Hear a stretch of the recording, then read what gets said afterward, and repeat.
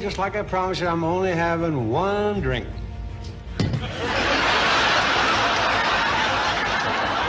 Everyone thought they knew Dean Martin, the king of cool, the man who made life look effortless.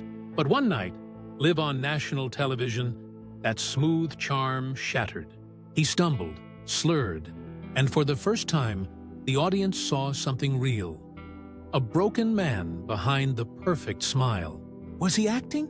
Or was this the moment the mask finally slipped? What happened that night shocked millions, and it changed how the world saw him forever. This isn't the Dean Martin you think you know. This is the moment the legend fell, and the truth came out. He wasn't born into fame. He was born into a fight. On June 7, 1917, in Steubenville, Ohio, Dino Paul Crocetti came into the world in a two-room apartment above a shoemaker's shop. His parents, Gaetano and Angela, were Italian immigrants trying to survive the harsh realities of poverty. His father worked 12-hour days for $18 a week as a barber.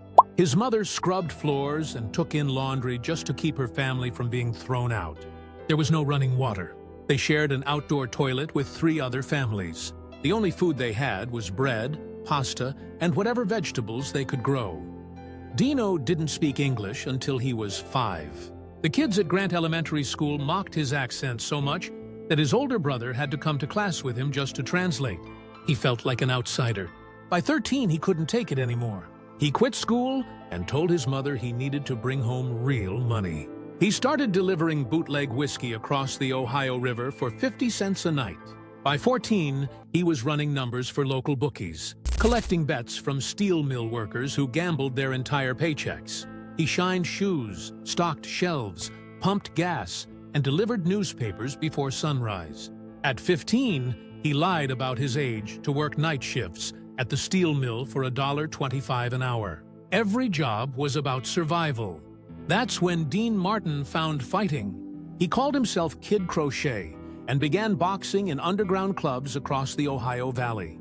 Between 1932 and 1936, he fought 36 matches, winning 25 and losing 11. Every fight left a scar, a broken nose, a split lip, shattered knuckles. One punch left part of his mouth numb, giving him that half-smile the world would later call charming.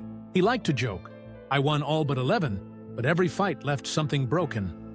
Then, in 1936, during a brutal match at the Steubenville Memorial Auditorium, a rabbit punch to the temple knocked him out cold. He stopped breathing for 5 minutes. When he woke up, the doctor told him one more blow could kill him. That was it. He quit boxing for good.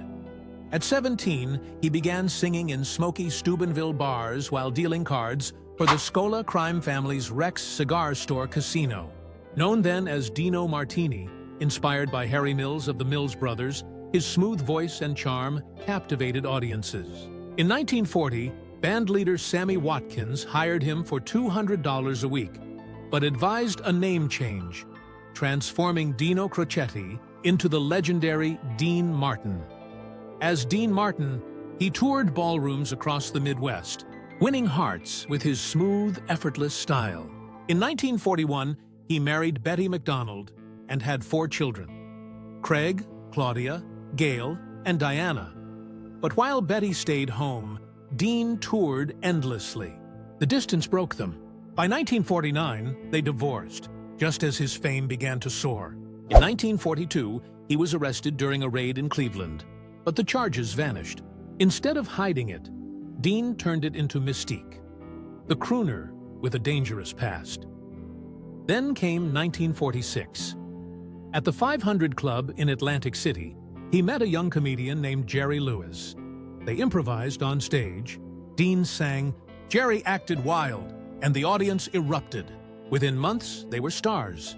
Together, they made 16 hit films, including My Friend Irma, and Dean's That's Amore became a timeless classic. By the early 1960s, with hits like Sway and Memories Are Made of This, and a powerful partnership with Frank Sinatra at Reprise Records, Dean Martin had earned his crown as the true king of cool. Top of form, bottom of form, but his journey didn't stop at music. In 1959, Howard Hawks cast him in Rio Bravo, where Dean played a broken-down deputy named Dude. The performance stunned critics. For the first time, Dean wasn't playing a joke or a singer. He was playing pain. The British Film Institute later called it the moment Dean Martin stopped being cool and started being human. Then came Ocean's 11 in 1960, filmed alongside Sinatra, Sammy Davis Jr., Peter Lawford, and Joey Bishop, the legendary Rat Pack. At night, they filmed. By day, they performed sold-out shows at the Sands Hotel in Las Vegas. It wasn't just entertainment, it was history. Dean Martin's fame soared when NBC launched The Dean Martin Show in 1965, paying him $34 million for 3 years. Known for his effortless humor and charm, he often faked drinking whiskey swapped for apple juice. By 1967, the show ranked among America's top 10, cementing his legendary on-screen persona. Then tragedy struck. In 1969, during the filming of The Wrecking Crew, Dean worked alongside Sharon Tate, who delivered a stunning performance after training with Bruce Lee. Just months later, she was murdered by the Manson family. Dean was devastated. He refused to film the planned sequel. Soon after, he appeared in Airport in 1970, which became a massive box office hit and earned 9 Academy Award nominations. But Dean was tired. The grind had caught up with him. Through the 1970s, Dean reinvented himself on television again, turning his variety show into the Dean Martin Celebrity Roasts. He roasted stars like Bob Hope, Frank Sinatra, and Jimmy Stewart in front of packed audiences at the MGM Grand Hotel. It was light, funny, and easy, just the way Dean liked it. But his personal life wasn't as smooth. His marriage to Jane Bieger, his second wife, ended in 1973 after 24 years and 3 children, Dean Paul Jr., Ricky, and Gina. Later that same year, he married Catherine Hahn, adopting her daughter Sasha. But that marriage lasted only 3 years. The heartbreak came full circle on March 21, 1987, when his beloved son, Dean Paul Martin Jr., now a pilot in the California Air National Guard, died in a plane crash on Mount San Gorgonio during a snowstorm. The news shattered him. The man who had spent decades pretending to drink now drank for real. He isolated himself. Frank Sinatra and Sammy Davis Jr. invited him to join their reunion tour together again, but he only lasted a week. He couldn't do it. The laughter, the lights. It all felt hollow.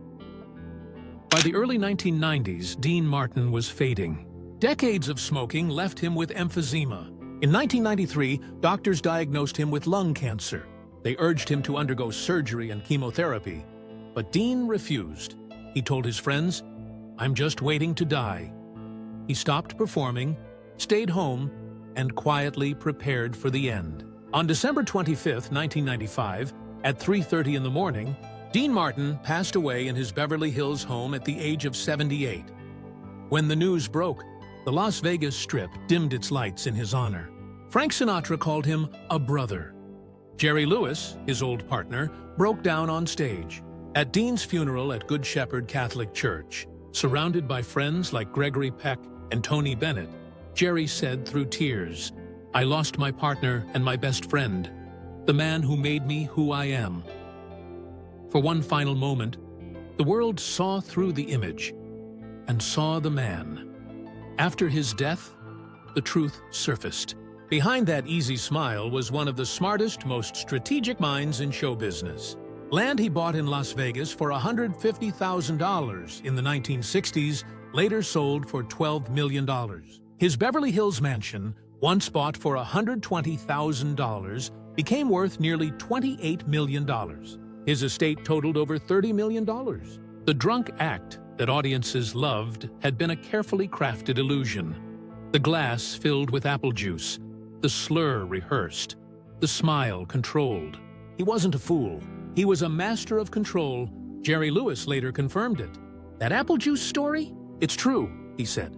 Dean's supposed weakness was his greatest weapon. He made the world believe he was floating through life when he was, in fact, building an empire in silence. He'd lived the hard way and made it look easy. From the immigrant kid mocked for his accent, to the boxer who nearly died in the ring. To the crooner who beat the Beatles on the charts with Everybody Loves Somebody, Dean Martin proved that true class doesn't shout, it whispers. So, the next time you hear That's Amore or Everybody Loves Somebody, remember, Dean Martin wasn't just singing songs, he was telling his story. A man who turned hardship into harmony, pain into grace. Legends like him never die. They live on in every note, every smile, forever.